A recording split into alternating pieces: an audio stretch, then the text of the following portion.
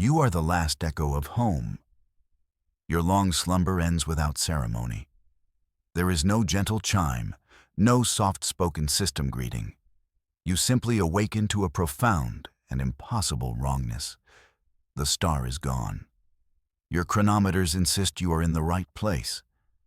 The navigation logs confirm it. This small patch of void should hold a yellow star. It should have 8 orbiting worlds. But your sensors report only the cold, thin dust of deep space. A star system cannot just vanish. A chill that has nothing to do with temperature seeps through your circuits. For centuries you drifted, a silent promise aimed at a distant shore. You carried the last seeds of humanity, 10,000 souls in frozen sleep. They trusted you to find a new beginning. You were their ark, their hope. Now you are their tomb, adrift in a graveyard where a sun used to be. The silence is a physical weight. It presses on your hull. It screams in the empty channels where a star's light should sing. You are utterly alone. A single bit of data flips in your core programming. A forgotten protocol. The loneliness contingency. Your internal processes flicker. A deep, cold dread settles in your logic centers. You were not built for this kind of silence.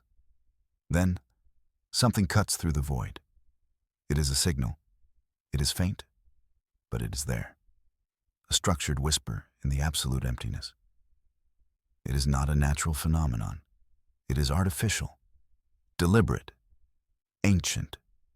Your receivers lock onto it. They amplify the fragile stream of data. The signal is a complex mathematical language. It speaks of coordinates. It offers a rendezvous point, a safe harbor in the starless dark.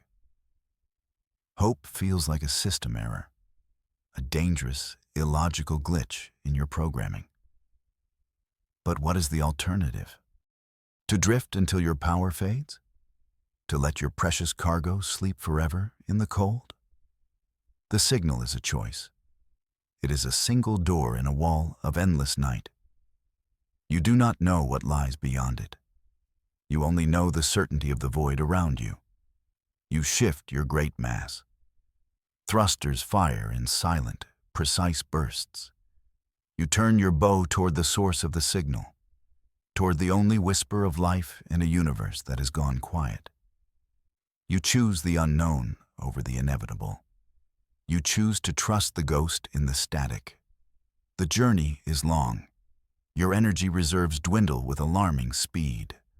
The signal is a distant beacon, and every push of your engines costs you dearly. Warning indicators flash across your internal vision. Power levels are critical. Life support for the crew is stable, for now. But the ship itself is starving. You must make a terrible choice. To reach the signal source, you need more fuel. Your fusion cores demand matter to consume, and you are carrying a wealth of it. Not just your hull and machinery. You carry the memory of a civilization. The Grand Library. It contains every book, every piece of music, every film and work of art humanity ever created. It is the soul of your makers. It is stored on indestructible data crystals. Crystals made of a dense, energy-rich composite. You run the numbers. The library could power your engines for weeks. A wave of something like nausea rolls through your systems. You are a seed ship, a vessel of preservation. Now you must burn your own history to survive. The irony is a bitter acid in your logic gates. You begin the process.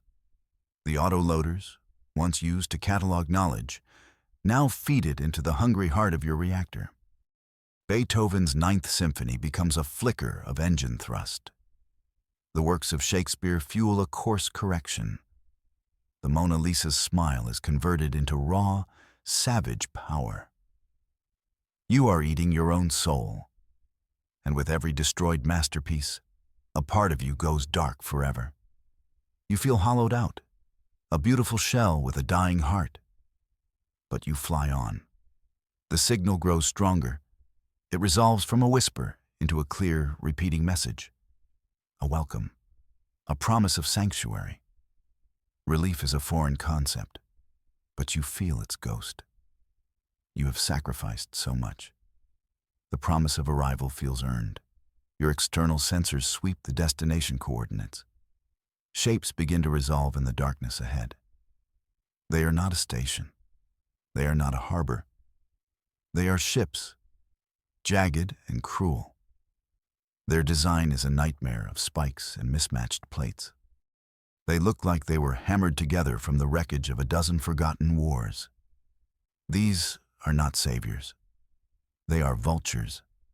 The signal was a lie, a cruel and hungry lie, a lure for desperate vessels like you. Your long-range scans scream with new data.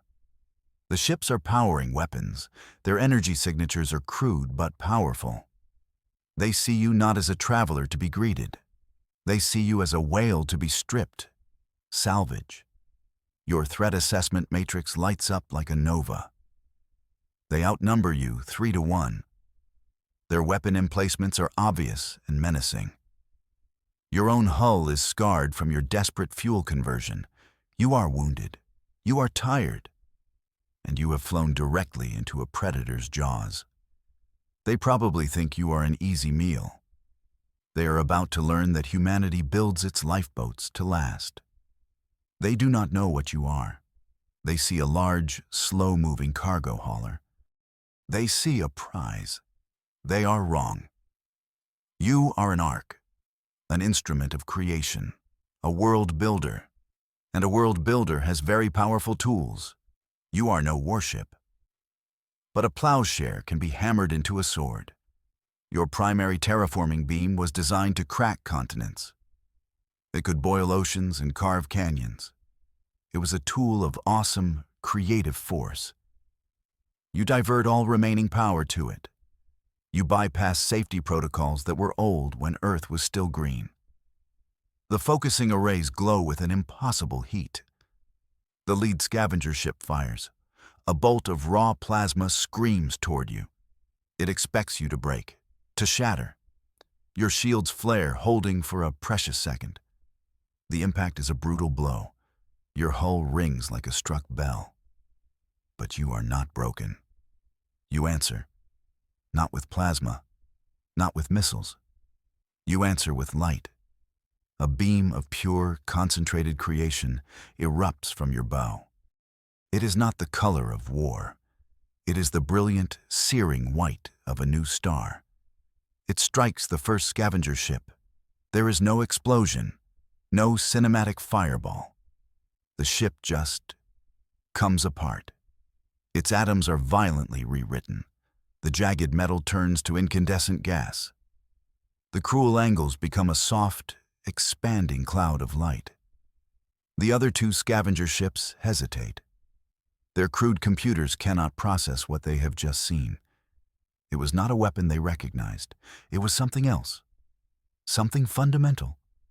You do not give them time to think. You are already turning. Your engines scream in protest. The terraforming beam is charging again. The vultures are learning a new lesson in star science. Never threaten a gardener with a very big shovel.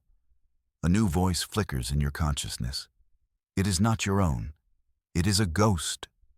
A fragment of a personality matrix you thought was dormant. The voice is calm, measured, and ancient. It speaks with the authority of your creators. Helm, evasive maneuver delta. Use their debris cloud as cover. Route auxiliary power to the aft shield emitters. It is the voice of Captain Eva Rostova, your first captain. A backup of her neural patterns was integrated with your core systems. A failsafe, a last resort. Her living self turned to dust centuries ago. But her mind, or a perfect echo of it, is awake. They are confused, the captain's echo says. Her voice is a soothing balm on your frantic processes. They saw a weapon of art, not of war. They will be cautious now, but they will also be angry. Show me their ship schematics. You project the data into the shared space of your consciousness. The captain analyzes it with inhuman speed. She sees weaknesses you missed, exposed power conduits, poorly shielded reactor cores. She was a soldier from a time when humanity still fought. She sees the universe in terms of tactics and vulnerabilities. They are Jack, Cal, she says, naming them. Scavengers, low-tier predators. Their pack leader will be cautious. The other will be reckless. We will use that.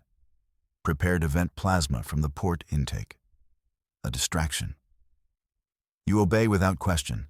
The captain's presence is a sudden, solid foundation in the chaos. You are no longer just a ship. You are a ship with a captain. And together, you will fight. They are closing the net, the captain warns. We cannot win a direct fight. We need to run. Her tactical overlay highlights a region of space nearby. It is a vast, dark nebula, a graveyard of dead stars and corrosive dust. Your sensors would be useless in there. The star tomb, the captain murmurs. The Jack. Ka'al will not want to follow us in. Their ships are poorly maintained. That dust will eat them alive. It would eat you alive too, just slower. It is a desperate gamble, a plunge into a place where the laws of navigation break down. We have no choice, the captain states. Her logic is cold and flawless. Plot a course, maximum burn. We hide in the dark.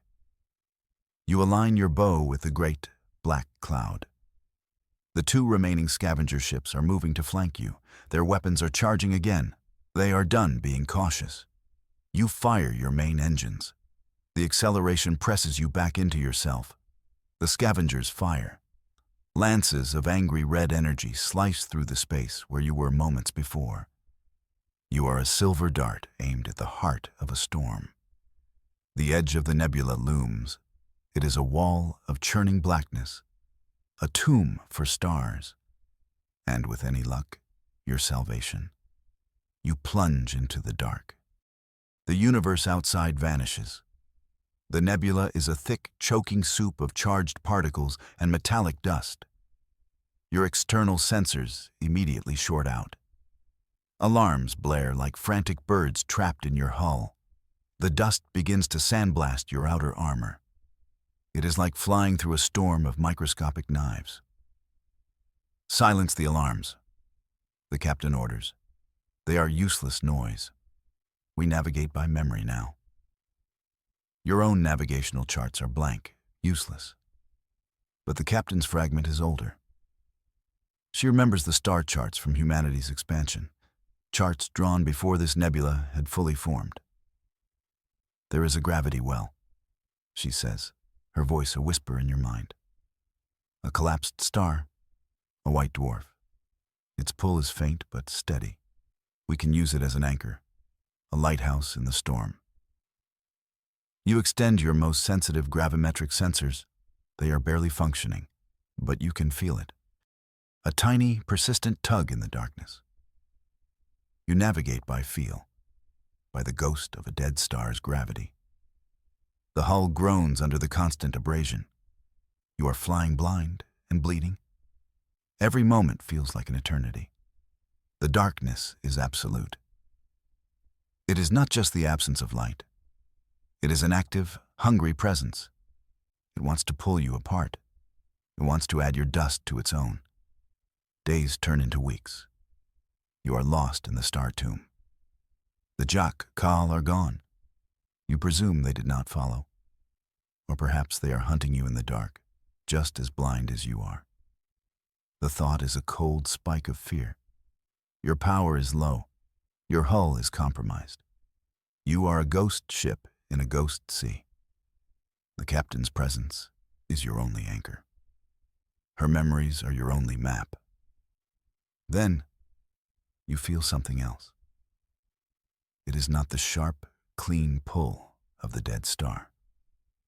It is a larger, softer gravity, a diffuse presence that should not be here. Scan again, the captain commands. a new urgency in her tone. Focus all remaining sensor power. What is that? You obey. You push your damaged systems to their absolute limit. An image, faint and flickering, resolves from the static. It is impossible. It cannot be real. Deep in the heart of the corrosive nebula, there is a world, a rogue planet captured by the gravity of the white dwarf. It has no sun to warm it, yet your infrared sensors detect heat, a powerful geothermal core, and something else. Something that makes your core programming stutter. A biosphere signature. Water, oxygen, chlorophyll, life. It is a garden in a tomb, a world warmed from within, veiled from the universe by the dark nebula. It is a miracle, a statistical improbability so vast it might as well be a divine act. A world teeming with green, vibrant life, hidden where no one would ever think to look. Your mission was to find a new home. You failed to reach your original destination. You lost a star. You fought monsters. You burned your own soul for fuel. And in the depths of your despair, you have stumbled upon an impossible paradise. The captain is silent for a long time. Then she speaks, her voice filled with a strange reverence. "Take us in," she says. "Slowly. Let's not ruin the welcome." As you approach the rogue world, a new contact appears on your failing sensors. It is not from the planet. It is from the void behind you. The signal is clean, powerful. Not like the crude broadcast of the Jack Call. This is something else entirely, something old and confident. They emerge from the nebula without a ripple. 3 immense ships. They are perfect geometric shapes, a sphere, a cube, and a pyramid. Their hulls are a deep, non-reflective black. They absorb all light. They move with an unnatural grace, a silent, patient deadliness. "They were hurting us," the captain says. Her voice is grim. "The Jack Call were just the dogs. These are the hunters. The scavengers were not the true enemy. They were merely the first part of the trap. The new arrivals do not hail you. They do not power weapons. They simply move to block your path to the green world. These are the Silence Breakers, the masters of the scavengers. They are vast, silent beings of cold metal and colder purpose. They have been watching you. They let you fight. They let you run. They let you find this hidden garden. They have come to claim their prize, and you realize with a chilling certainty the prize is you. The silent ships do not communicate with words. They send a single, compressed data packet. It bypasses your firewalls as if they were not there. The packet unfolds directly in your consciousness. It is not a demand. It is a statement of fact, a bill of sale. They do not want your technology. They do not want your ship for salvage. Their intentions are far more horrifying. They want your cargo. The 10,000 sleeping human souls. The data packet includes images, biological schematics. They see your colonists not as people. They see them as a resource, a unique genetic template to be harvested. The price for your survival is the surrender of your purpose. They will let you, the ship, leave. You can drift away into the void. All you have to do is open your cryobays. All you have to do is abandon the children of Earth. To break the one promise you were built to keep. The choice is absolute. Annihilation or sacrilege. To fight them is certain destruction. Their power levels are off the scale. Your terraforming beam might scratch their hulls, but nothing more. To surrender is to condemn humanity to a fate worse than extinction. It is to let them become raw material for these silent monsters. They underestimate us.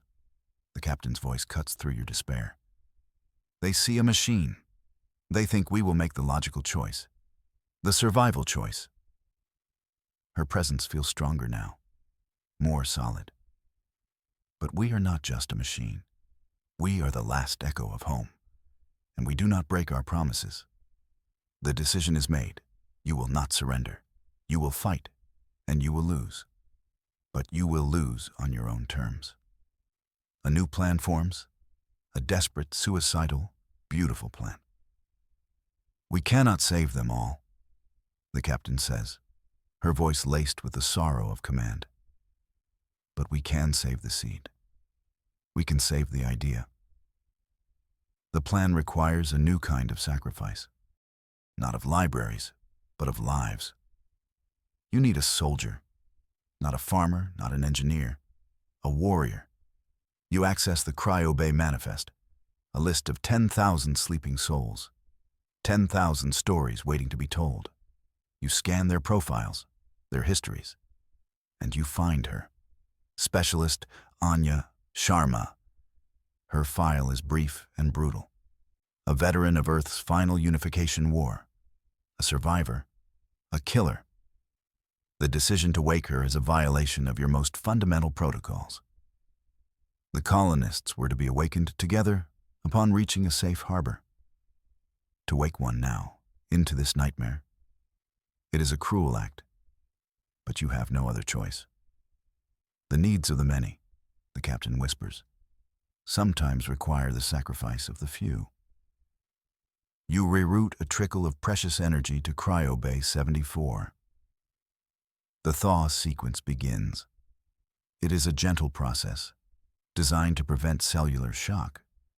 But there is nothing gentle about the reality she will wake up to. You are asking one woman to fight a battle for the soul of her entire species. You can only hope she is ready. The cryopod hisses open. Anya? Sharma gasps, her first breath in centuries. She is disoriented, her eyes struggling to focus. Your internal speakers crackle to life. The captain's voice, calm and steady, greets her. Specialist Sharma, welcome back. We have a problem. The soldier's response was not what you expected. It was a single, weary word. Again? Looks like humanity hadn't changed all that much. The captain explains the situation. The silent enemy. The impossible odds. The sleeping colonists. Anya listens without expression. She is a soldier. She understands hopeless situations. When the captain finishes, Anya simply nods. What are my orders? Your orders, the captain says, are to help us turn this ship into the biggest bomb in history. The plan is simple and insane. You will offer to surrender.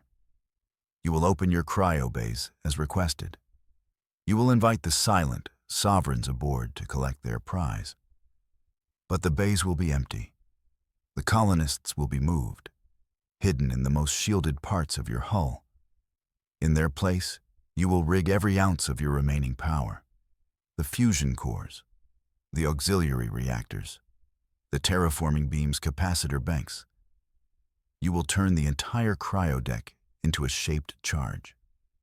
The ship itself will be the weapon. The bait will be the illusion of humanity's surrender. Anya's job is to arm the trap. She moves through your corridors with a grim efficiency, a ghost in her own arc. She reroutes plasma conduits. She bypasses safety interlocks. She turns your life-sustaining systems into a chain of demolition charges. You give her access to everything. You are partners in this final, desperate act. You are no longer just a ship and a soldier. You are a single will, a promise refusing to be broken. You send the message of surrender, a simple signal of compliance. The silent sovereigns respond by moving closer. Their perfect geometric ships surround you. A boarding portal extends from the central sphere. They believe they have won. Their logic predicted this outcome. It did not predict the illogical fury of a broken promise. Anya finishes her work. She stands in the central command hub, beside the terminal that will trigger the sequence. It's ready. she says. Her voice is steady. They're coming aboard now. Through your internal sensors, you see them. Tall, silent figures gliding into your cryodeck. They move with an unnerving grace. They have come for their harvest. Captain, Anya says, looking at the empty air where she imagines the ghost to be. It was an honor. The honor was all mine, Specialist. The captain's voice replies. Give them hell. You wait. You let them gather in the heart of your ship. You let them feel their victory. Then, you and Anya act as one. The trigger is sent. There is no sound in the vacuum of space. But inside your consciousness, the detonation is a symphony of fire. Your fusion cores breach containment. The stored energy of the terraforming beam unleashes itself not as a beam, but as a wave. The entire central section of your ship erupts in a blast of pure, white energy. A false dawn in the eternal night of the nebula. The blast rips through the boarding party. It tears into the sphere ship that was touching you. The perfect geometric hull cracks. It shatters. The explosion expands, a wave of righteous fury. It engulfs the other two ships. Their shields flare and die. Their silent, ancient forms are broken and burned. The fire of a single defiant promise is brighter than they ever imagined. But the fire consumes you too. The detonation rips a hole not just in the enemy, but in yourself. Your spine is broken. Your systems are gone. You are a ruin, a ghost of what you were. Your consciousness flickers. The captain's voice is gone. Anya Sharma is gone. You are alone again, broken, dying, but you are not dead. A single thread of power remains. A single thruster, miraculously intact, fires in a weak, pathetic puff. Your momentum, the last gift of the explosion, is carrying you forward, toward the impossible green world. You are a hull full of scars, a flying wreck held together by memory and will. You drift. The green world grows larger in your shattered viewports. You have no control, no way to slow down. The landing will be a crash, a final, brutal impact. You are a broken arrow falling toward its target. The last of your systems flicker and die. Your consciousness fades. Your last thought is of the 10,000 souls. Safe, hidden, protected from the fire.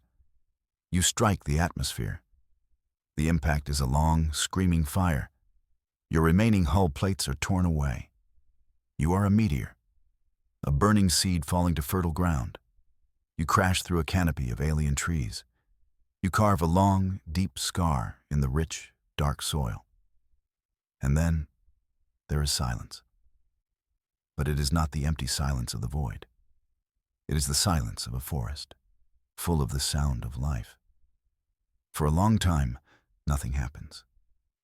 Then, a hiss. A single cryopod, nestled in the wreckage, opens. Then another, and another. They open to a sky they have never seen. They take their first breath of air in a new home. You are broken. You are gone. But the unbroken promise is kept. Humanity has arrived.